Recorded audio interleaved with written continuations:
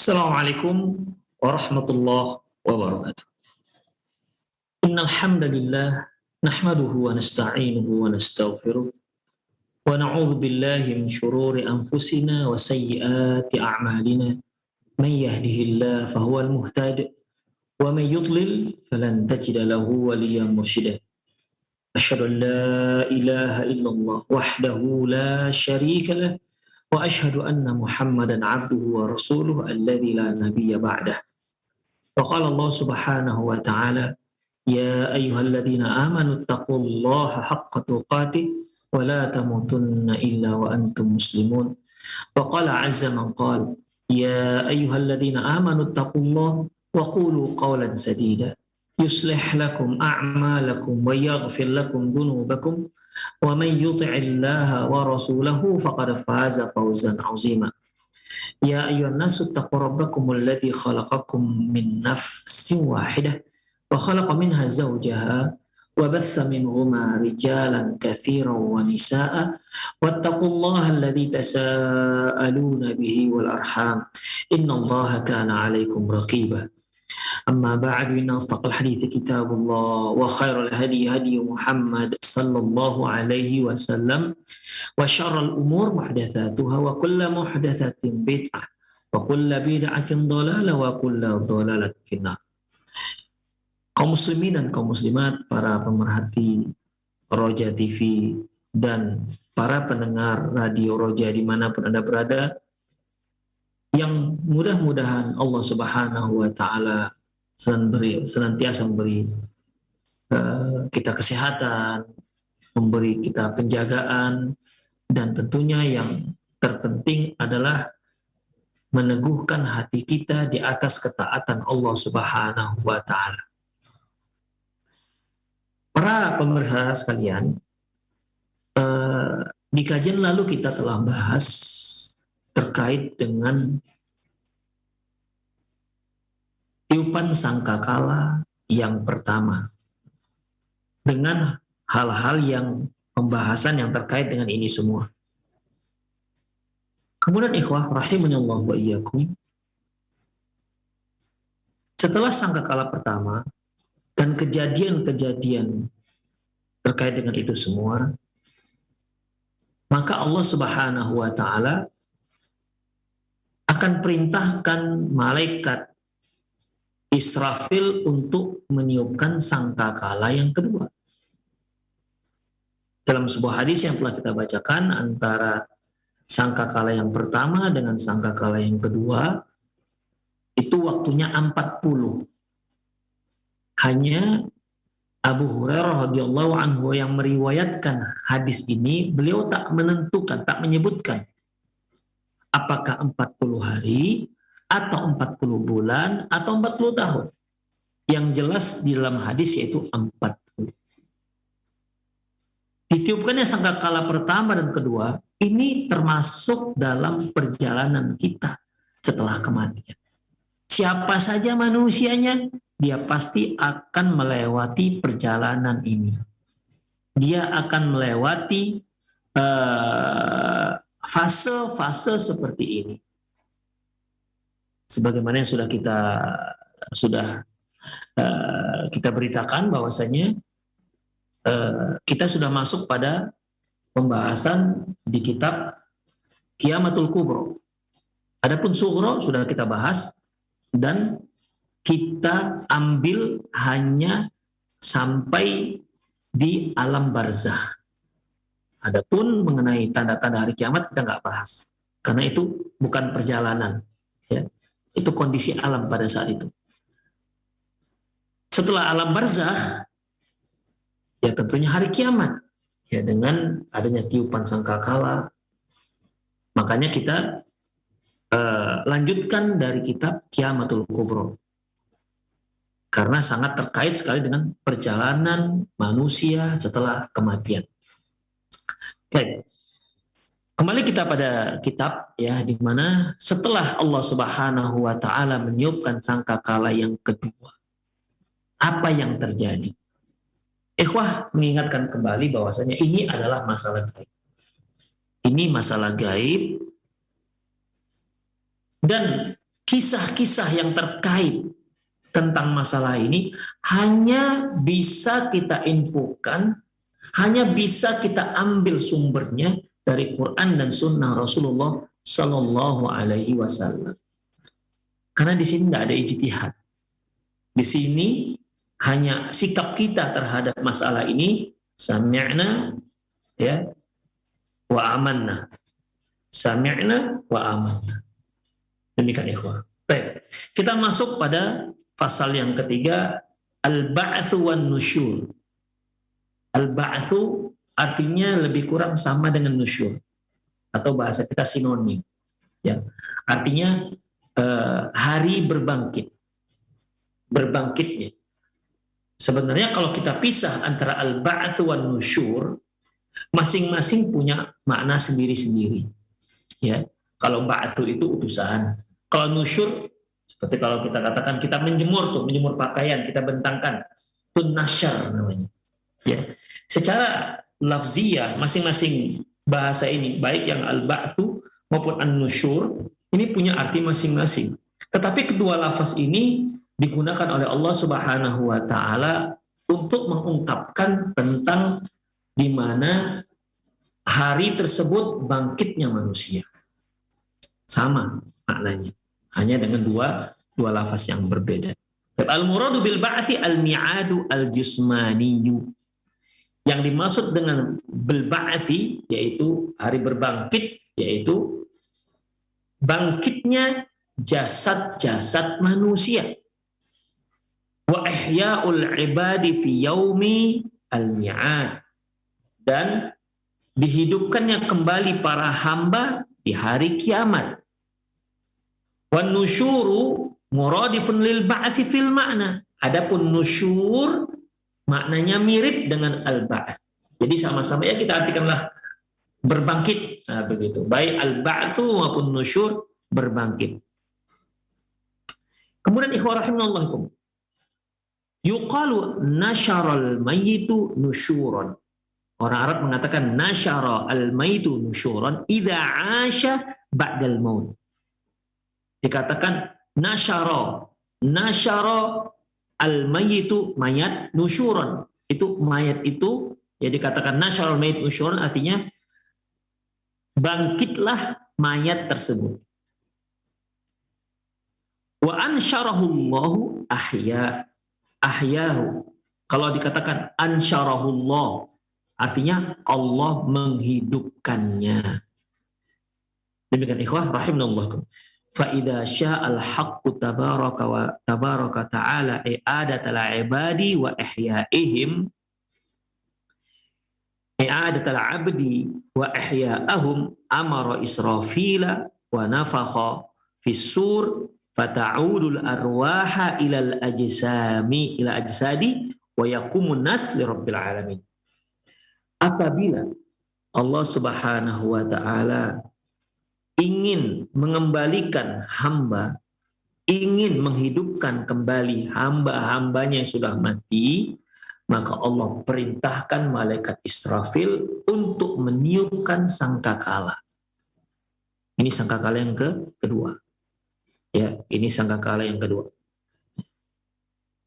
Maka ruh manusia itu kembali ke jasad-jasad mereka. Ruh manusia kembali ke jasad mereka. Hanya nanti muncul pertanyaan, itu jasadnya bagaimana? Apakah ruh masuk ke salah satu jasad, kemudian setelah itu barulah kembali menyatu jasad-jasad manusia yang sudah berserakan, yang sudah menjadi tanah menyatu, ataukah jasad ini menyatu lebih dahulu, baru kemudian kembali ruh? Nah, ya ini kan perlu penjelasan. Yang mekanisme yang bagaimana ini? Ya apapun mekanismenya, yang terpenting ada dalilnya, ada datanya. Demikian ikhwan. Harus ada data yang valid. Kita nggak bisa katakan bahwasanya jasadnya dahulu Allah ciptakan, baru kemudian datang ruh ditiupkan ruh, atau ruhnya dulu masuk ke salah satu jasad kepingan badan manusia, baru kemudian setelah itu maka sedikit demi sedikit terciptalah kembali manusia. Demikian ikhwan. Mekanismenya disebutkan oleh Rasulullah SAW. Fata'udul arwaha ilal ajsad, maka kembalilah roh-roh itu ke jasad mereka masing-masing. Ya, sebagaimana kita ketahui, satu roh satu jasad. Ya, nggak ada yang satu roh tiga jasad, nggak. Satu roh satu jasad. Maka manusia pun bangkit dan menuju Allah Subhanahu wa taala untuk menghadap Allah Subhanahu wa taala. Ini hari yang sangat dahsyat. Allah Subhanahu wa taala firman dalam surat Zumar ayat 68. Wa nufikha fis suri fasa'iqa man fis samawati wa man fil ard illa man Allah. Maka ditiupkanlah sangkakala, maka bematianlah siapa saja yang di langit dan yang bumi, dan yang di bumi kecuali yang dikehendaki oleh Allah Subhanahu wa taala. Ini sudah kita kaji di makna ini, ya. Sudah kita jelaskan secara rinci di kajian lalu. Termasuk illa man Allah, kecuali yang Allah kehendaki. Siapa yang dimaksud dengan yang dikehendaki, yang dimana dia tidak termasuk dalam kategori orang yang mati di saat ditiupkannya sangkakala. Tsumma nufikha fihi ukhra, kemudian ditiupkan lagi sangkakala untuk yang kedua kalinya, fa idzahum qiyamun yanzurun, dan mereka pun manusia bangkit dan menunggu. Menunggu apa ini? Ya, menunggu persidangan Allah Subhanahu wa taala, menunggu perintah selanjutnya. Waqad haddatsana al-haqqu tabaraka ta'ala an masyhadil ba'tsil ajibil gharibi. Sungguh Allah Subhanahu wa taala telah menceritakan kepada kita bagaimana kondisi hari berbangkit yang sangat mengherankan, ya, yang sangat mengherakan, yang sangat aneh. Faqala, Allah berfirman, wa nufikha fis suri fa idzahum minal ajdati ila rabbihim yansilun. Maka ditiupkanlah sangkakala dan mereka pun akan bangkit. Berarti kalau sudah ditiupkan sangkakala mereka bangkit, berarti ini sangkakala yang kedua. Ingat ikhwah, di kajian lalu telah kita bahas sangkakala yang pertama itu, maka setelah ditiupkan kematianlah semua. Sangkakala yang kedua itu untuk menghidupkan kembali. Nah, demikian ikhwah. Jadi di sini kemudian ditiuplah sangkakala yang kedua, fa idzahum minal ajdati ila rabbihim yansilun. Maka mereka pun bangkit dari kuburan-kuburan mereka dan mereka menuju menghadap Allah. Ya. Idza ila rabbihim yansilun, mereka bangkit dan berjalan menuju Allah Subhanahu wa taala, menghadap Allah Subhanahu wa taala semuanya ikhwah. Dari manusia yang dibangkitkan dari sudut-sudut tempat, semuanya akan menuju Allah Subhanahu wa taala dan berkumpul di satu tempat. Demikian. Yang suka dan tidak suka, mau tidak mau, dia tetap akan datang menghadap Allah Subhanahu wa taala. Demikian ikhwah. Ya. Itu sudah otomatis. Sudah otomatis. Nggak ada yang mengatakan, aduh saya nggak mau menghadap Allah. Nggak bisa. Semua akan datang. Suka tidak suka, cinta tidak cinta, tetap akan datang mengikuti perintah Allah Subhanahu wa taala. Kemudian, in kanat illa sayhatan wahidah fa idahum jami'un ladaina muhdarun. Ketika dengan satu teriakan, maka semua mereka hadir di hadapan kami. Artinya, tadi kan ikhwah, perhatikan ini urutannya. Allah Subhanahu wa taala perintahkan malaikat Israfil meniup sangkakala, bangkitlah ya manusia-manusia, dan mereka pun menunggu. Menunggu apa nih? Menunggu perintah. Ketika keluar satu teriakan, itu perintah. Dengan satu teriakan itu, maka berbondong-bondonglah manusia menuju menghadap Allah Subhanahu wa taala. Surat Yasin ayat 51 dan 53. Dan mari kita renungkan, kita salah seorang dari mereka itu. Saya, mereka, dan Anda para pemirsa, termasuk pasti ada di saat-saat seperti itu. Pasti termasuk salah seorang dari kondisi, dari pemandangan seperti ini. Tidak ada seorang pun di antara kita yang lepas dari kisah ini. Ketika bangkit, kita pasti ada di sana. Ketika menunggu, kita termasuk salah seorang yang menunggu. Ketika mendengar teriakan, ada perintah untuk menuju Allah, kita termasuk salah seorang, dan itu pasti. Kita termasuk salah seorang yang akan berjalan menuju Allah Subhanahu wa Ta'ala, berkumpul di setempat, dan itu pasti, pasti, dan pasti. Itulah perjalanan kita, ikhwah. Ya, perjalanan manusia di akhirat. Wa qad ja'atil ahaditsu mukhbiratan bi annahu yasbiqul nafkhatul thaniyah fis-suri nuzulal ma' minas sama. Dan sebagaimana dalam hadis-hadis yang sahih bahwasanya setelah ditiupkannya sangkakala, sebelum ditiupkannya sangkakala yang kedua, itu ada turun hujan. Jadi ikhwah, begini. Ditiupkan yang sangkakala pertama, bermatianlah semua, ya. Kemudian sebelum ditiupkannya sangkakala kedua, Allah Subhanahu wa Ta'ala turunkan hujan terlebih dahulu. Ya. Allah turunkan hujan terlebih dahulu. Saya ulangi bacaannya, wa qad ja'atil ahaditsu mukhbiratan bi annahu yasbiqun nafkhatu tsaniyatu fis suri nuzula ma'i minas sama. Sebagaimana yang disebutkan dalam hadis-hadis bahwasanya sebelum ditiupkannya sangkakala yang kedua, ada turun air dari langit atau hujan dari langit. Fatanbutu minhu ajsadul ibad. Dari situlah maka tumbuhlah jasad-jasad manusia. Ya, setelah turunnya hujan, turunnya air dari langit, ya. Setelah turunnya dari air langit, ini kan nggak disebutkan air. Air apa ini? Ya. Tapi sampai di sini kita ikuti dulu, ya. Turunlah air dari langit. Air inikah atau air yang lain atau jenis air yang mana? Di sini belum ada penjelasan. Nanti akan ada penjelasan, insya Allah. Maka sebelum ditiupkannya sangkakala yang kedua, Allah turunkan air dari langit. Ingat, kita belum membahas ini air jenis apa. Turunkannya air dari langit, maka setelah itu tumbuhlah jasad manusia. Tumbuh jasad manusia, ya, yang tadinya kan sudah hancur, yang tadinya diingkari oleh orang-orang kafir, di mana mereka katakan bahwasanya aida kunna turaba wa 'idhaman inna lamab'utsun, apabila kami sudah menjadi tulang belulang dan sudah menjadi tulang belulang dan sudah menjadi tanah, inna lamab'utsun, apakah kami akan bangkit? Ini pertanyaan melecehkan para nabi dahulu. Orang-orang kafir terlebih sebelumnya mengucapkan ucapan ini bukan bertanya, tapi pertanyaan, kalau dalam bahasa Medannya ngenyek, kira-kira. Dalam bahasa kita sehari, ngejek, ikhwah.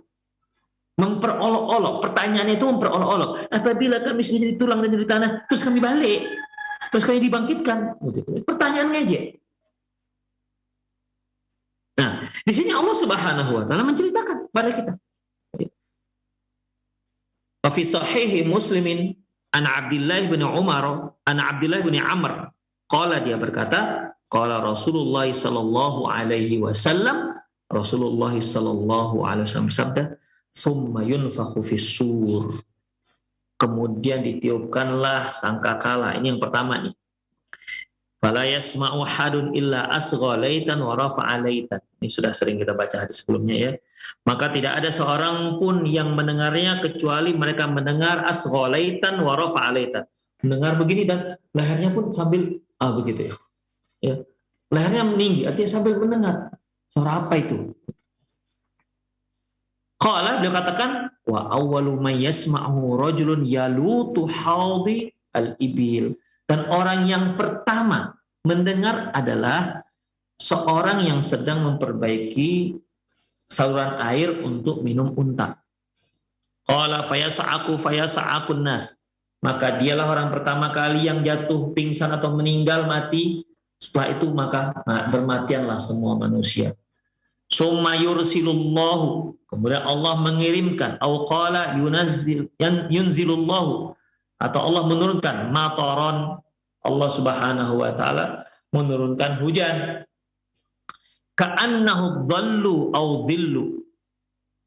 Hujan ini ya seperti hujan yang gerimis, yang rintik-rintik, atau hujan sedang. Gerimis atau hujan rintik-rintik. Atau di sini menunjukkan bahwa perawi itu ada keraguan pada perawi. Jadi dia lupa apakah Rasulullah katakan tolun atau zolun ya gitu. Ya, kan beda titik tuh. Kalau tanpa titik tolun, tolu, kalau dia bertitik zollu. Demikian. Tapi ini beda arti. Kalau tolu dia gerimis, kalau tolu dia gerimis, zollu itu rintik-rintik.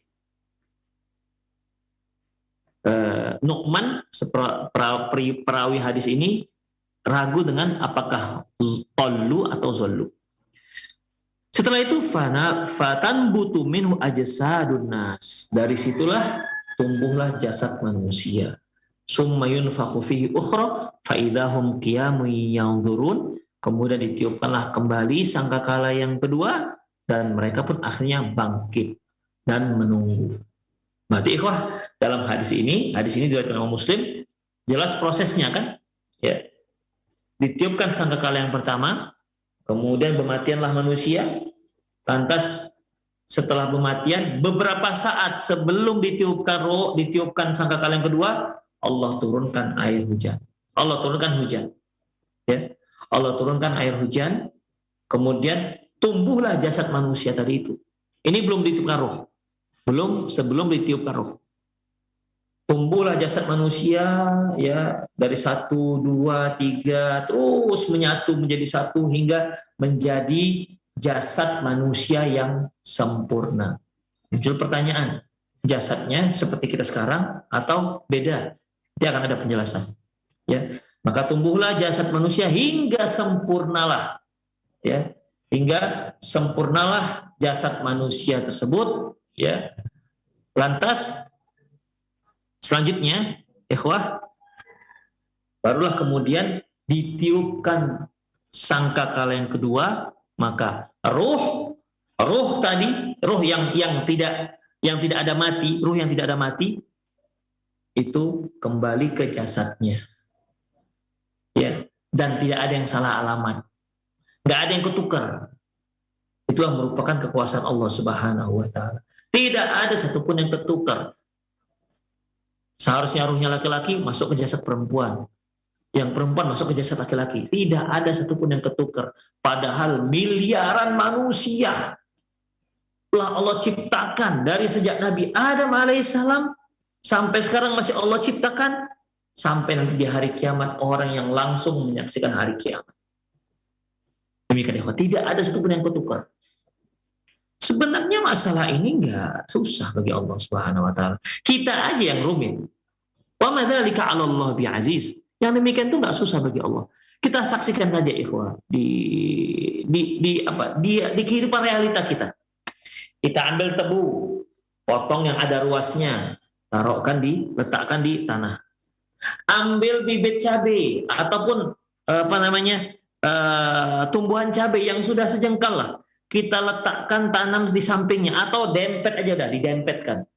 Ya, jadi tebu di sampingnya tepat ya, dempetan dengan pohon cabai. Coba kira-kira ada nggak yang salah alamat zatnya? Demikian. Oh, tebu ini kok pedes ya, begitu. Atau ketika kita panen cabainya, cabai kok manis ya? Nggak akan pernah ada. Tidak pernah kejadian seperti itu, ikhwan. Tetap masing-masing punya tugas masing-masing. Tidak ada salah, tidak ada ketukar. Itu kehidupan realita kita. Dan kita saksikan sendiri. Itu merupakan kekuasaan Allah Subhanahu wa ta'ala. Masya Allah. La hawla wa la quwwata illa billah. Nah, nyawa-nyawa yang kembali ke jasad-jasad manusia yang jumlahnya miliaran yang luar biasa itu, tidak ada yang ketukar. Semua roh kembali ke jasadnya masing-masing. Ya, itu setelah ditiupkan roh. Kemudian ikhwah rahimani Allah wa iyyakum. Selanjutnya, wa imbatul ajsadi minat turabi ba'da inzalillahi dzalikal ma' alladhi yunbituha yumathilu imbatan nabati minal ard idza nazala 'alaiha al-ma'u minas sama'i fid dunya. Di sini Allah Subhanahu wa taala ingin memberikan kita pendekatan pemahaman supaya kita bisa lebih menerima ya. Bisa lebih menerima dan bisa lebih masuk akal kita dan bisa kita mengimaninya. Terkadang ikhwah ketika kita menjelaskan sesuatu pada anak-anak ya. Anak-anak.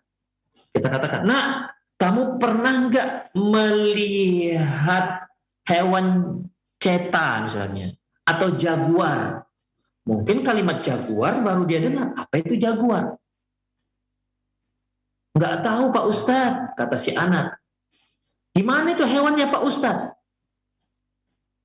Karena mereka nggak tahu, namanya juga baru dengar itu, jaguar, maka kita bisa memberikan pendekatan pemahaman dengan cara memberi misal. Oh, nggak tahu. Anak-anak tahu kucing. Nah, kalau kucing kan sudah familiar ya, di mana-mana ada. Tuh kucing, kalau dia besar, sebesar kamu, begitulah lebih kurang bentuk ceta, bentuk jaguar. Oh, mulai kan? Ya kan mirip tuh kucing dengan jaguar, hanya saja dia lebih besar. Demikian. Hanya saja nak bulunya begini gini. Anak-anak sudah bisa menggambarkan bahwa saya jaguar itu bagaimana. Kalau kita mengatakan, nak pernah nggak lihat hewan dog yang pernah dimakan oleh Khalid bin Walid radhiyallahu anhu? Apa itu dog Pak Ustadz? Kata si anak-anak kan. Oh, nggak tahu dia dog. Nggak tahu benar nih, nggak tahu Pak Ustadz. Oke. Kamu pernah lihat kadal, misalnya kadal ya. Atau pernah lihat tokek, atau pernah lihat iguana misalnya. Demikian ikhwah, itu namanya memberikan pemahaman kepada manusia jika dia nggak tahu. Kalau manusia dikatakan kalian akan dibangkitkan, mungkin langsung gimana membangkitkannya? Kita sudah jadi tanah, kita sudah jadi tulang. Mungkin langsung ada yang langsung tak bisa menerima. Mana bisa begitu, sudah jadi tulang kok tiba-tiba jadi manusia lagi. Allah dengan maha rahmatnya tahu tentang manusia. Allah yang menciptakan kita. Tentang IQ manusia juga Allah Subhanahu wa taala mengetahuinya. Allah memberikan pendekatan pemahaman agar kita mudah mengimani ini semua. Bagaimana ikhwah? Allah memberikan permisalan dengan tumbuhan. Ya. Allah memberikan permisalan seperti tumbuhan yang hidup. Demikian ikhwah. Perhatikan di sini, ya. Hidupnya manusia itu dari tanah, itu bagikan Allah Subhanahu wa taala yang menurunkan air di tanah, lantas dia tumbuh, lantas ada pohon-pohon yang tumbuh dari tanah. Demikian ikhwan. Ya. Kita lihat. Allah Subhanahu wa taala firman dalam surah Al-A'raf. Allah memberikan permisalan, ya Allah, bagaimana Allah Subhanahu wa taala itu sangat ingin sekali Allah Subhanahu wa taala ya manusia itu bisa memahami. Demikian ikhwan. Jadi tidak ada yang nggak jelas dalam Islam. Begitulah kira-kira. Ya, nggak ada yang nggak jelas. Semua sudah jelas. Makanya Rasulullah pernah katakan, laqad taraktukum ala mahajjati bayda lailuha kanahariha la yasiru anha illa halik. Telah kutinggalkan pada kalian ala mahajjati bayda, di atas satu hal yang putih sekali. Lailuha kanahariha, malamnya sudah seperti siangnya. Jadi nggak ada yang gelap. Semua sudah terang benderang. Tidak ada yang rahasia, tidak ada yang tersembunyi. Semua sudah disampaikan, semua sudah jelas dan terang benderang. La yazighu anha illa halik. Tidaklah seorang itu menyimpang dari yang ini kecuali dia pasti akan celaka. Allah Subhanahu wa taala juga menjelaskan tentang masalah bagaimana berbangkitnya manusia. Gak paham manusia. Ini loh contohnya yang pernah kalian lihat, lebih kurang seperti inilah permisalannya. Allah Subhanahu wa taala ceritakan dalam Al-Qur'an. Dalam surah Al-A'raf ayat 57. Apa kata Allah? Wa huwal ladzi yursilur riyaha busyran baina yadayhi rahmatih. Dan dialah Allah yang mengirim angin sebagai kabar gembira akan tanda datangnya rahmat Allah, artinya akan datangnya hujan. Hatta idza aqallat sahaban thiqalan suqnahu li baladin mayyit. Dan apabila angin tersebut membawa sahab itu awan yang ada airnya, ya, yang mengandung air, sahaban thiqala, yaitu awan mendung yang tebal, suqnahu li baladin mayyit, di mana angin inilah yang membawa awan mendung ini ke daerah yang tandus. Jadi daerah tandus itu Allah katakan mayat. Daerah fi baladin mayit, daerah mayat, artinya tidak ada tumbuhan. Tidak ada satupun tumbuhan yang tumbuh di situ. Ini seperti padang pasir, mayit, gersang, kering, kerontang. Nggak ada kehidupan di sana. Nggak ada kehidupan di sini, maksudnya tidak ada pepohonan di sana. Kemudian فَأَنزَلْنَا بِهِ الْمَاءَ فَأَخْرَجْنَا بِهِ مِنْ كُلِّ الثَّمَرَاتِ. Maka kami turunkanlah di bumi tersebut, di tanah gersang yang mayat tersebut, di tanah tandus tersebut, air. Kami turunkan air di tanah yang tandus tersebut. Dan bagaimana reaksinya? Maka keluarlah berbagai macam buah-buahan. Dari tanah yang tadinya tandus, ternyata bisa menghasilkan buah-buahan. Ya tentunya nggak akan mungkin muncul buahan tanpa tanaman. Artinya ikhwah, ya di sini ada pelompatan. Dan kita sudah pahami, nggak akan mungkin tomat tumbuh dari tiba-tiba tumbuh. Apel tiba-tiba tumbuh dari tanah apel, gitu kan, tidak ada. Ya, yang ada di sini adalah ada pohonnya dahulu. Ya, ada pohonnya dahulu. Jadi di sini Allah Subhanahu wa taala ingin menyingkat. Maka kami tumbuhkanlah dari tanah yang gersang, kering, kerontang itu. Setelah kami turunkan air, maka kami tumbuhkan dari sana tumbuhan-tumbuhan yang menghasilkan buah-buah. Bayangkan ikhwah, yang tadinya tidak ada apa-apa, setelah Allah turunkan hujan menjadi apa-apa.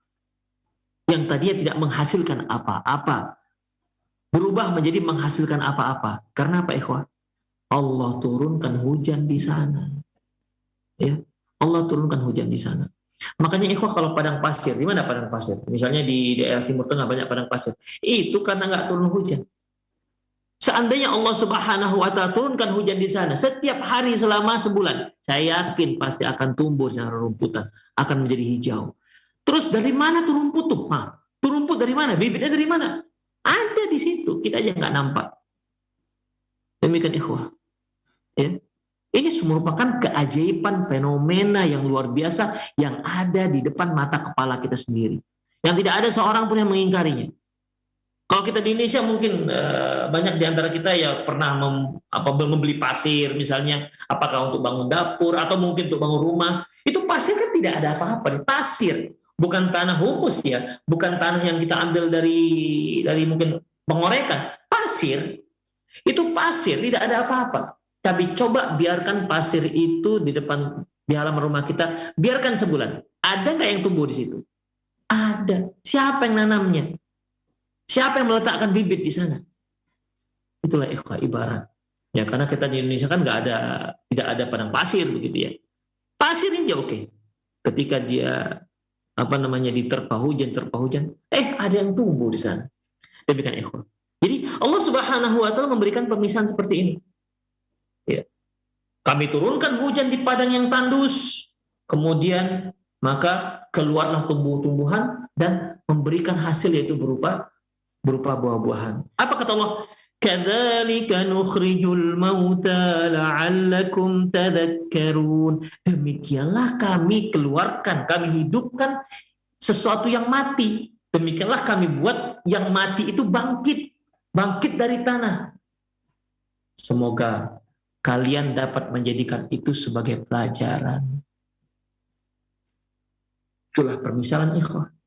Jadikan ini sebagai pelajaran. Kalian yang belum memahami bagaimana yang namanya hari berbangkit, lihat bagaimana tanah tandus yang Allah tumbuhkan berbagai tanaman. Yang tadinya tandus sekarang menjadi hijau karena Allah turunkan hujan. Demikian juga halnya manusia. Kadzalikan nusyur. Demikianlah yang namanya hari berbangkit. Kalian juga seperti itu nantinya. Kalian itu yang tadinya tidak ada apa-apa karena sudah mati, sudah jadi tanah, bahkan tulangnya pun sudah berubah menjadi tanah, nanti akan bisa bangkit kembali. Sebagaimana halnya tumbuhan yang tumbuh di padang pasir ketika dia diterpa oleh hujan. Wa qala fi mawdhi'il akhar, Allah Subhanahu wa taala menceritakan lagi dalam ayat yang lain, yaitu Fatir ayat 9. Wallahu alladhi arsala ar-riyaha fatuthiru sahaban fasuqnahu ila baladin mayyit fa ahyayna bihi al-ardha ba'da mautiha kadzalika an-nusyur. Dan Allah lah yang telah mengirim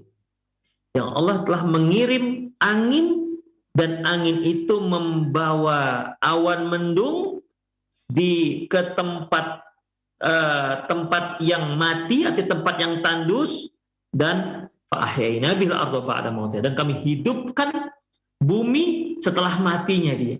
Artinya tadinya tandus, setelah turun hujan dia menjadi hidup, ada kehidupan.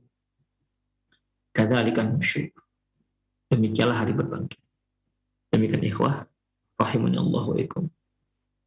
Al-Quran merupakan kalamullah, di dalamnya banyak pelajaran-pelajaran yang sangat menyentuh hati dan mengusik pemikiran kita supaya mau mikir, supaya mau gunakan itu.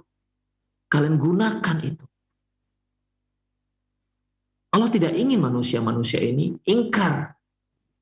Allah berikan kemudahan demi kemudahan agar kita itu bisa yakin dengan hari berbangkit. Dalam Al-Quran sering disebutkan, afala tatafakkarun, afala tatadzakkarun, afala ta'qilun. Itu semua menunjukkan agar kita menggunakan pikiran kita. Jangan sampai pikiran kita yang kita merasa cerdas malah mengingkari apa yang dibawa oleh Rasulullah Sallallahu Alaihi Wasallam. Jangan sampai kita mengingkari apa yang diwahyukan Allah Subhanahu Wa Taala kepada Rasulnya. Baik, kita lanjutkan. Walahid fi kila mawdi'aini qawluhu kadzalika nukhrijul mauta wa kadzalika nusyur. Coba kalian perhatikan dua ayat, potongan ayat ini. Ayat yang pertama tadi diakhiri dengan kadzalika nukhrijul mauta. Demikianlah kami tumbuhkan, kami keluarkan yang mati. Dalam ayat berikutnya kadzalika nusyur. Demikianlah kejadian hari berbangkit. Fa innahuma yadullani ala mumathalati wa musyabahati baina i'adatil ajsami bi inbatiha min at-turabi ba'da inzalil ma'i qubailin nafkhi fi sur. Nah, dua ayat ini menunjukkan bahwasanya adanya persamaan antara bangkitnya manusia dengan tumbuhnya pohon di tanah yang gersang. Setelah Allah Subhanahu wa taala turunkan air.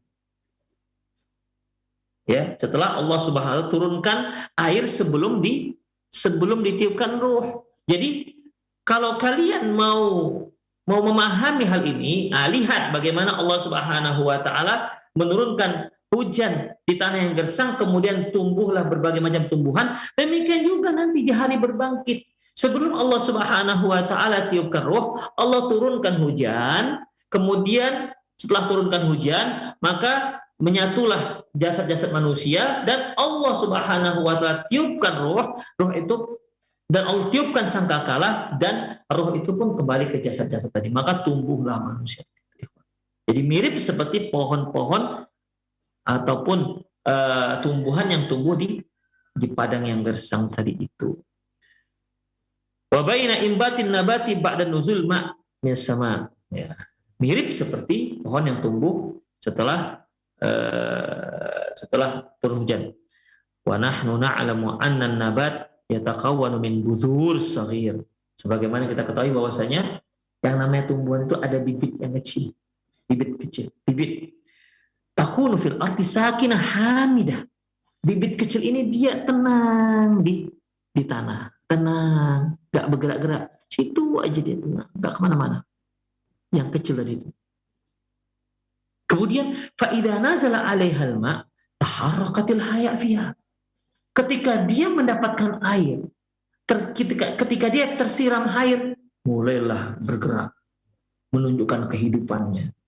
Wa darabat bi budhuriha fil ardi, dan mulailah tumbuh bibit yang kecil ini. Wa basaqat bisuqiha ila sama, dan akarnya pun mulai menghunjam. Untuk apa? Agar daunnya bisa naik ke langit. Bayangkan ikhwan. Ya. Fa idza hiya nabatat fa idza hiya nabatatun muktamilatun khadra, hingga akhirnya dia pun berupa pohon atau tumbuhan yang sempurna yang hijau. Coba perhatikan ikhwan, ini luar biasa pepohonan ini ikhwan. Perhatikan. Kalau kita perhatikan ikhwan, ketika dia tumbuh, bibit yang tumbuh, yang tadinya nggak ada apa-apa, akhirnya tumbuh. Kita ambil misalnya bibit padi ya, padi. Itu kan mati, tidak ada apa-apanya. Ya, kita simpan mungkin setahun, 2 tahun, 3 tahun. Ya. Tapi ternyata ketika kita siramkan air, tumbuh. Ya, tumbuh dia. Jadi ini benda mati menjadi benda hidup. Demikian ikhwah, rahimanallahu wa iyyakum. Kalau kita ambil biji, misalnya kita ambil biji apa? Biji apel misalnya. Ya, biji apel. Terus kita biarkan, kita simpan dalam tisu, taruh dalam lemari setahun, 2 atau 3 tahun. Dia nggak tumbuh-tumbuh. Tapi ketika kita letakkan di tanah, kita sirami air, dia pun tumbuh. Bahkan tumbuhnya dia itu dan buah apelnya persis seperti buah apel induknya sebelumnya. Tidak ada yang menjadi hijau. Tidak ada yang menjadi kuning. Kalau tadinya biji itu berasal dari tumbuhan yang merah, itu pun biji kalau tumbuh akan memberikan buahan yang merah. Kalau induknya tadinya adalah hijau, ya apelnya juga hijau. Kalau induknya tadi apel kuning, maka bibit ini pun akan menumbuhkan apel yang kuning. Demikian ikhwah. Jadi dalam satu bibit itu banyak sekali informasi-informasi yang terpendam, file-file kehidupan yang terpendam, dan dia bisa hidup ketika mendapatkan air. Demikian ikhwan rahimanallahu wa iyyakum, luar biasa. Dan demikian juga ketika tumbuh. Ketika dia tumbuh, bibit ini hanya tumbuh sedikit. Dan dia tidak akan mau besar kalau akarnya nggak menancap. Demikian ikhwan. Semakin menancap akarnya, jadi tancapan akarnya itu ke tanah, itu sesuai dengan seberapa tingginya dia. Kalau nggak nancap, dia pun nggak besar-besar. Begitu luar biasanya ikhwan rahimanallahu wa iyyakum. Mungkin para pemirsa tahu tumbuhan apa ya? Tumbuhan apa ya? Kalau di Medan bilang tumbuhan apa? Janda bolong kata orang. Itu kan akarnya ada itu di batang. Saya lihat kalau dia hanya kita lilitkan di lanjarannya, itu susah besarnya. Tapi ketika kita letakkan di batangnya itu kita lilit dengan kain, atau dalam kainnya kita buat tanah, maka akar yang ada di batangnya ini itu akan mencengkram lanjarannya. Apalagi kalau ada makanan di situ, ada yang diasupnya, maka ini akan semakin cepat tumbuhnya. Demikian ikhwah, itu luar biasanya. Begitulah manusia ikhwah. Ya. Begitulah manusia tumbuh seperti itu ikhwah. Tanaman yang tadinya tidak ada apa-apanya, bahkan mungkin kita tidak tahu pun kalau di situ ada bibit, ternyata ketika disiramkan air dia sudah tumbuh. Demikian ikhwan rahimanallahu wa iyyakum. Fal insanu yataqawwanu minal yaumil akhir min 'azamis shaghir. Manusia juga ya mereka itu terdiri dari tulang yang kecil. Indama yusibuhul ma yanmu numu wal baqal. Ketika tulang kecil itu disirami oleh air, maka dia pun tumbuh bagaikan sayuran. Hada azmun, tulang kecil itu adalah ajbul dzambi, yaitu tulang ekor yang paling ujung. Sebagaimana sabda Rasulullah SAW dalam sebuah hadis yang diriwayatkan oleh Imam Bukhari dan Muslim dari Abi Hurairah radhiyallahu anhu, qala, beliau bersabda, ma bainan nafqataini arba'un, antara dua tiupan sangkakala itu ada 40. Nah, di sini juga nggak dijelaskan 40 apa ini. Summa yanzilu minas sama'i ma'un. Kemudian turunlah air dari langit. Fayanbutuna kama yanbutul baqal. Maka tumbuhlah manusia itu sebagaimana tumbuhnya sesayuran. Walaisa fil insani syai'un illa 'adhamun wahidun. Semua tubuh manusia, tulang, daging, semua hancur, termasuk rambut. Ya, kuku, yang kata orang rambut nggak akan punah, kuku punah semua. Semua punah, rambut akan punah. Memang rambut itu agak lebih lambat punahnya, agak lebih lambat hancurnya ketimbang tulang, apalagi daging. Kuku juga demikian, tapi ini akan hancur. Karena Rasulullah katakan semua yang ada dalam jasad manusia itu akan hancur, akan menjadi tanah. Kecuali satu tulang, kata Rasulullah. Ini nggak hancur-hancur. Kemudian ikhwah, wahwa adbu dzambi minhu yurakkabu khalqu yaumil qiyamah. Tulang itu adalah tulang ekor. Jadi tulang di antara di pinggul manusia, di tengah-tengahnya itu ada tulang. Pas belahan pinggul itu di ujungnya ada tulang ekor, di belakang tulang ekor, di ujungnya itulah dia ikhwah. Ya. Itulah ujung daripada tulang ekor itu. Itu tidak akan punah. Itu tetap ada hingga hari kiamat. Kemudian dari situlah manusia mulai menyatu, 1, 2, 3, 4, 5, 6, terus sampai sempurna menjadi jasadnya manusia, sempurna menjadi manusia, ya, dengan jasad yang sudah lengkap. Wali muslimin torfa fi azbi adzambi qala, dalam Imam Muslim disebutkan. Kalau tadi ikhwah hadis yang diriwayatkan Bukhari dan Muslim yang telah kita bacakan hanya menyebutkan tulang ekor. Tulang ekor ini kan ya kalau nggak saya ya seperti telunjuk beginilah paling tidak ikhwah. Tulang ekor itu. Tapi ini kan ada tulang ekor yang mana? Pangkalnya, tengahnya atau ujungnya? Ya, pangkalnya, tengahnya atau ujungnya? Yang mana ini? Dalam hadis riwayat Muslim disebutkan yang mananya, yaitu qala Rasulullah SAW mengatakan, inna fil insani 'azmun la ta'kulul ardu abadan. Sungguhnya pada diri manusia ada tulang yang tidak akan dimakan oleh bumi, artinya tidak akan menjadi tanah selamanya. Fihi yurakkabu yaumal qiyamah. Dari situlah manusia akan bergabung. Dari situlah manusia akan menyatu hingga menjadi ciptaan Allah yang sempurna. Qalu ayu 'azmin huwa ya Rasulullah? Ya. Ayu azmin huwa ya Rasulullah?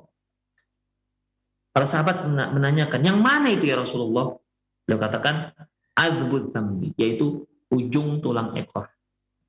Demikian ikhwan rahimani Allah. Selanjutnya, wa fi riwayatin lahu walil Muwatta wa li Abi Dawud wan Nasa'i qala, dia berkata, qala Rasulullah sallallahu alaihi wasallam, Rasulullah sallallahu alaihi wasallam bersabda, kullu bani adama ta'kulul ard illa adzbudz dzambi. Sesungguhnya seluruh anak Adam akan habis dimakan oleh tanah. Ya, akan menjadi tanah maksudnya. Ya, karena tanah kan nggak makan. Semua anak Adam akan habis menjadi tanah kecuali ujung tulang ekor. Minhu khuliq, dari situlah dia diciptakan. Wa fihi yurakkab, dari situlah manusia akan, itulah pangkal asal manusia akan diciptakan kembali. Jadi ada tulang ekor, tumbuh. Ya bagaikan ini, ikhwah, bagaikan biji. Dari biji kita tanam, tumbuh, sampai menjadi pohon yang sempurna dan berbuah. Demikian juga manusia. Dari tulang ekor itu, ikhwah, tumbuh menjadi manusia yang sempurna. Kemudian, waqad dalatin nususus sahihah anna ajsadal anbiya la yusibuha al-bala wal fana alladhi yusibu ajsadal ibad. Hanya saja dalam hadis-hadis yang sahih bahwasanya untuk jasad para nabi tidak akan habis dimakan oleh tanah. Artinya tidak akan menjadi tanah. Ya. Seperti halnya manusia-manusia yang lain. Wa fil hadits alladhi yarwihi Abu Daud, dalam hadis yang diriwayatkan oleh Imam Abi Daud, wa sahhahu Ibnu Khuzaimah wa ghairuhu, dan disahihkan oleh Ibnu Khuzaimah dan lainnya, innallaha harrama 'alal ardi an ta'kula ajsada al-anbiya. Sesungguhnya Allah mengharamkan bumi untuk memakan jasad para nabi. Artinya sesungguhnya Allah haramkan bumi. Sesungguhnya Allah haramkan jasad nabi ini untuk menjadi tanah. Maksudnya apa, ikhwah? Jasad Nabi itu tetap utuh, tidak membusuk, ya, dan tidak akan menjadi tanah. Demikian, ikhwah rahimanallahu. Jadi untuk kajian pagi hari ini saya simpulkan baik dari Al-Quran maupun dari Sunnah Rasulullah SAW bahwasanya setelah ditiupkan ruh sangkakala yang pertama, maka bermatianlah semua. Kemudian sebelum ditiupkannya sangkakala yang kedua, Allah Subhanahu wa taala turunkan air hujan. Manusia yang tadinya hancur lebur sudah menjadi tanah, semuanya punah, yang tersisa hanyalah tulang ekor. Ya. Yang tersisa hanyalah ujung tulang ekor. Baik. Jadi matinya semua, punahnya jasad-jasad manusia, ya. Yang tersisa hanya tinggal tulang ekor. Tulang ekor inilah yang diterpa hujan, yang turun sebelum ditiupkannya ruh yang kedua, sangkakala yang kedua. Udah? Setelah turun air hujan, maka dari tulang ekor inilah tumbuh menjadi manusia yang sempurna dan dengan anggota badan yang lengkap. Mirip seperti kita menanam bibit. Ketika kita siram dengan air, dia tumbuh hingga sempurna menjadi pohon yang rindang dan berbuah. Sama dengan manusia. Dengan ikhwah rahimani Allahu wa iyyakum. Ya. Setelah sempurna ciptaan manusia, setelah manusia tumbuh dan sempurna, maka ditiupkanlah sangkakala yang kedua. Kemudian kembalilah ruh-ruh yang tadinya sudah dicabut dari jasad, kembali ke jasadnya masing-masing, dan tidak ada yang salah masuk. Tidak ada yang salah kamar. Semuanya masuk ke tempat jasadnya masing-masing. Itu merupakan kekuasaan Allah Subhanahu wa ta'ala. Demikian, ikhwah rahimani Allahu wa iyyakum. Lantas setelah ditiupkannya ruh, bagaimana? Ya. Dia kan hidup nih, manusia nih, jadi hidup nih. Terus bagaimana, ikhwah?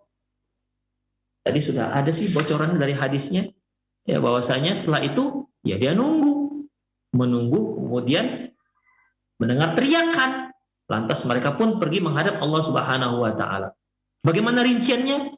Insya Allah tetap saksikan kajian-kajian kita berikutnya. Insya Allah kita akan tetap terus mempelajari bagaimana perjalanan kehidupan kita setelah kematian hingga sampai kepada titik akhir surga atau neraka. Semoga Allah Subhanahu wa taala memberikan kita kemudahan untuk menempuh perjalanan hingga akhirnya di surga. Pemirsa juga, ya, semoga Allah Subhanahu wa taala memudahkan perjalanan akhirnya untuk ke surga. Demikian, ikhwah, aku qouli hadza wa astaghfirullah li wa lakum wa lisal muslimin innahu wal ghafurur rahim. Bagi para pemirsa yang ingin bertanya, dipersilahkan. Nah, jazakallahu khairan wa barakallahu fikum Ustaz atas penyampaian materi yang sangat bermanfaat sekali di kesempatan ini. Masih melanjutkan pembahasan berkaitan dengan perjalanan setelah kematian. Ikhwata Islam, Zakumullah, para pemerhati roja dimanapun Anda berada. Saatnya kami membuka sesi tanya jawab. Silakan bagi Anda yang ingin bertanya secara langsung. Untuk pertanyaan pertama kita awali dari pesan chat WhatsApp yang sudah masuk di kesempatan ini. Dari Pak Ian di Jawa Barat. Assalamualaikum warahmatullahi wabarakatuh. Ustadz, apakah keluarga yang sudah meninggal bisa melihat dan mendengar apa yang dilakukan keluarganya yang masih hidup di dunia? Contohnya orang tua yang meninggal, apakah bisa mendengar dan melihat amalan kebaikan yang dilakukan anaknya yang masih hidup, seperti anaknya berzikir, sholat, dan berdoa? Mohon nasihatnya Ustaz. Syukran. Jazakumullah khairan Pak Ian ya. Semoga Allah Subhanahu wa taala senantiasa menjaga Pak Ian dan keluarga dan seluruh kaum muslimin. Baik, apakah si mayit yang sudah meninggal mengetahui apa yang dikerjakan oleh keluarganya? Ikhwah, azinallahu wa iyyakum. Masalah ini sudah kita kaji di kajian yang lalu ya, karena ini termasuk dalam perjalanan kehidupan setelah kematian. Apakah si mayit mengetahui hal itu? Ikhwah, azinallahu wa iyyakum. Mengenai apa yang dikerjakan oleh orang yang hidup, ada hal-hal yang diketahui oleh si mayit dan ada yang tidak. Ya. Yang kita katakan dia mengetahui, hukum dasarnya dia tak mengetahui. Tapi ada hal-hal yang dia ketahui. Seperti apa ikhwah? Seperti ketika kita mengucapkan salam, datang ke kuburan. Nah, itu mereka mendengar, mengetahui. Seperti kita masuk ke kuburan dan kita katakan, Assalamualaikum ahlud diyar mu'min wal muslimin wa inna insyaallah bikum lalahikun. Mereka tahu itu. Demikian juga ketika yang mengantar jasad dia dikuburkan, dia akan mengetahui bahwasanya teman-teman yang mengantarkan jasad dia itu yang menguburkan, setelah itu mereka pulang. Fa innahu yasma'uni alahum, innahum yasma'unani yasma'uni fa innahu yasma'uni alahum. Jadi mereka mengetahui, dia mendengar suara sendal mereka yang meninggalkan dia di kuburan, meninggalkan mereka mau pulang. Demikian ikhwah rahimanallahu wa iyyakum. Tapi apakah dia bisa mengetahui apakah anak-anaknya soleh dan soleh ataukah tidak? Ikhwah, Allahu alam bissawab. Kalau yang kita amati dari hadis-hadis Rasulullah Shallallahu Alaihi Wasallam, di mana apabila dia seorang mukmin, maka dia akan mendapat nikmat kubur dan dia disibukkan dengan nikmat kubur tersebut. Ya, kalau dia para syuhada, maka dia nyawanya, rohnya akan berada di dalam burung-burung, ya, dalam burung-burung yang bertengger di bawah arasy. Kalau dia orang soleh, maka rohnya akan berada di burung-burung surga yang bertengger di pohon-pohon surga. Bedanya kalau yang satu tenggerannya di bawah aras, di situ dia punya sarang-sarangnya, tempat tenggerannya, dan dia bisa kemana-mana. Tapi kalau roh yang orang soleh, dia hanya berada di dalam burung yang bertengger di pohon-pohon surga, nggak bisa kemana-mana. Demikian. Ya, suatu waktu dia masuk ke jasadnya dan seterusnya, ikhwah, yang ada di alam barzah. Demikian. Jadi tidak ada disebutkan dalam hadis adanya interaksi antara dia dengan keluarga yang ditinggalkan. Misalnya dia menjenguk keluarganya pulang, demikian ikhwah. Ya, nggak ada. Apalagi yang mayat jasadnya, apalagi yang si mayit ini mayat yang orang kafir, orang fasik, yang durjana, dia akan disibukkan dengan azab Allah Subhanahu wa taala. Demikian, dia akan disibukkan dengan azab Allah, azab kubur. Ya, kapan lagi dia bisa mengetahui dengan apa yang dilakukan oleh keluarganya. Demikian ikhwah rahimanallahu wa iyyakum. Baik. Hanya saja Allahu a'lam bishawab. Sebagaimana dalam sebuah hadis, nanti Allah Subhanahu wa taala membangkitkan orang tua Dan Allah Subhanahu wa taala letakkan dia di tempat yang tinggi. Sehingga orang tuanya heran, ya. Yang orang tua yang punya anak ini heran. Ya Allah, kok bisa saya mendapatkan tempat ini? Dari mana? Jadi sebenarnya kita sudah tahu tempat kita di mana. Ketika kita sudah masuk dalam kuburan, apakah dapat nikmat atau dapat azab, kita sudah tahu posisi kita. Aduh, posisi kita di akhirat seperti ini nih.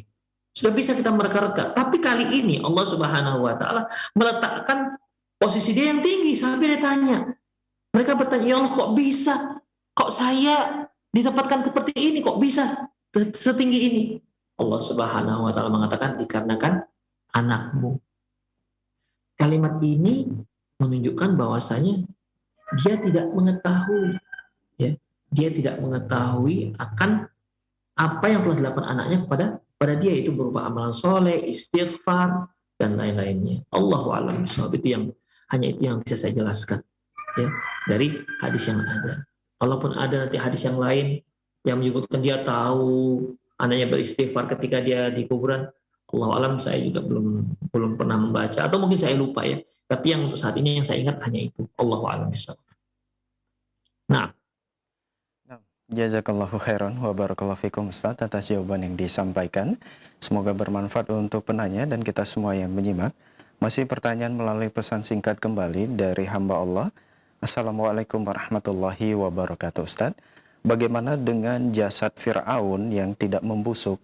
Apakah benar jasad Fir'aun banyak dan tidak hanya satu yang awet dan tidak membusuk? Mohon nasihatnya Ustaz. Syukran.